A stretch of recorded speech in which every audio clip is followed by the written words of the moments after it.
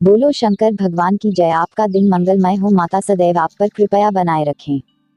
चलो कथा सुनाते हैं। शिव की पूजा विधि। शिव की पूजा में जल, दूध, मधु, घी, पंचामृत, बेलपत्र, फूल, धतूरा, वस्त्र, चंदन, रोली, अक्षत, विजया, कमल गट्टा, पान, सुपारी, लोग पंचमेवा चढ़ाया जाता है। कपूर, धूप, दिया से आरती की जाती है। मान्यता है कि सोमवार को दुग्ध चढ़ाने पर मनोवांछित फल प्राप्त होता है। सोमवार व्रत कथा। एक नगर में एक बहुत धनवान साहूकार रहता था, जिसके घर में धन की कमी नहीं थी, परंतु उसको एक बहुत बड़ा दुख था कि उसके कोई पुत्र नहीं था। वह इसी चिंता में दिन रात लगा रहता था। वह पुत्र की कामना के लिए प्रत्येक सोमवार को शिवजी का व्रत और पूजन किया करता था तथा सायंकाल को शिव मंदिर में जाकर के शिवजी के सामने दीपक जलाया करता था। उसके उस भक्तिभाव को देखकर एक समय श्री पार्वती जी ने शिवजी महाराज से कहा कि महाराज, यह साहूकार आपका अनन्य भक्त है और सदैव आपका व्रत और पूजन बड़ी श्रद्धा से करता है। इसकी मनोकामना पूर्ण करनी चाहिए। शिवजी ने कहा, हे पार्वती, यह संसार कर्म क्षेत्र है। जैसे किसान खेत में जैसा बीज बोता है वैसा ही फल काटता है, उसी तरह इस संसार में जैसा कर्म करते हैं वैसा ही फल भोगते हैं। पार्वती जी ने अत्यंत आग्रह से कहा, महाराज, जब यह आपका अनन्य भक्त है और इसको अगर किसी प्रकार का दुख है तो उसको अवश्य दूर करना चाहिए, क्योंकि आप सदैव अपने भक्तों पर दयालु होते हैं और उनके दुखों को दूर करते हैं। यदि आप ऐसा नहीं करेंगे तो मनुष्य आपकी सेवा तथा व्रत क्यों करेंगे। पार्वती जी का ऐसा आग्रह देख शिवजी महाराज कहने लगे, हे पार्वती, इसके कोई पुत्र नहीं है, इसी चिंता में यह अति दुखी रहता है। इसके भाग्य में पुत्र न होने पर भी मैं इसको पुत्र की प्राप्ति का वर देता हूँ, परंतु यह पुत्र केवल 12 वर्ष तक जीवित रहेगा। इसके पश्चात वह मृत्यु को प्राप्त हो जाएगा। इससे अधिक मैं और कुछ इसके लिए नहीं कर सकता। यह सब बातें साहूकार सुन रहा था।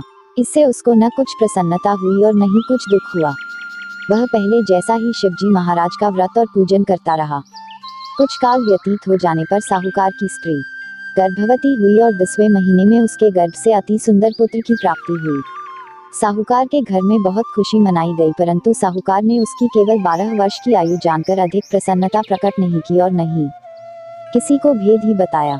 जब वह बालक 11 वर्ष का हो गया तो उस बालक की माता ने उसके पिता से विवाह आदि के लिए कहा, तो वह साहूकार कहने लगा कि अभी मैं इसका विवाह नहीं करूंगा, अपने पुत्र को काशी जी पढ़ने के लिए भेजूंगा। फिर साहूकार ने अपने साले अर्थात बालक के मामा को बुला करके उसको बहुत सा धन देकर कहा, तुम उस बालक को काशी जी पढ़ने के लिए ले जाओ और रास्ते में जिस स्थान पर भी जाओ यज्ञ तथा ब्राह्मणों को भोजन कराते जाओ। वह दोनों मामा भांजे यज्ञ करते और ब्राह्मणों को भोजन कराते जा रहे थे। रास्ते में उनको एक शहर पड़ा।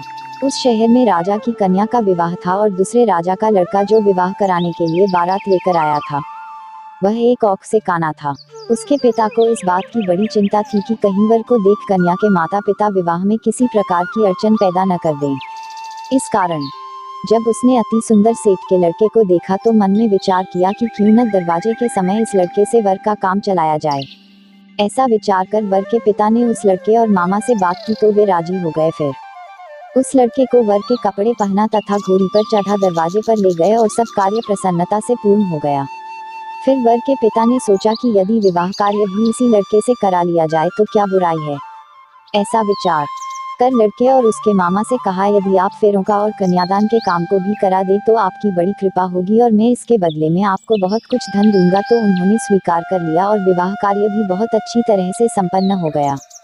परंतु जिस समय लड़का जाने लगा तो उसने राजकुमारी की चुंदड़ी के पल्ले पर लिख दिया कि तेरा विवाह तो मेरे साथ हुआ है, परंतु जिस तरह राजकुमार के साथ तुमको भेजेंगे वह एक औख से काना है और मैं काशी जी पढ़ने जा रहा हूँ। लड़के के जाने के पश्चात उस राजकुमारी ने जब अपनी चुंदड़ी पर ऐसा लिखा हुआ पाया तो उसने राजकुमार के साथ जाने से मना कर दिया और कहा कि यह मेरा पति नहीं है, मेरा विवाह इसके साथ नहीं हुआ है, वह तो काशी जी पढ़ने गया है।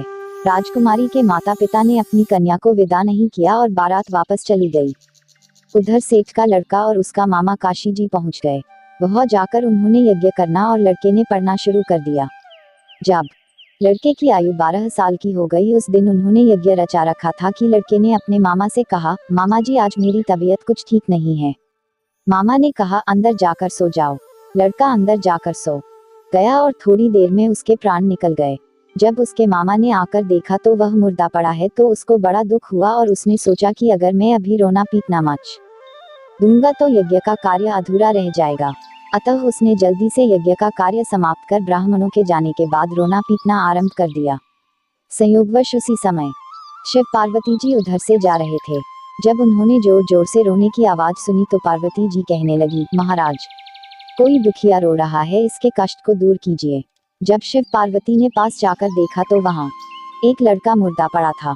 पार्वती जी कहने लगी, महाराज, यह तो उसी सेठ का लड़का है जो आपके वरदान से हुआ था।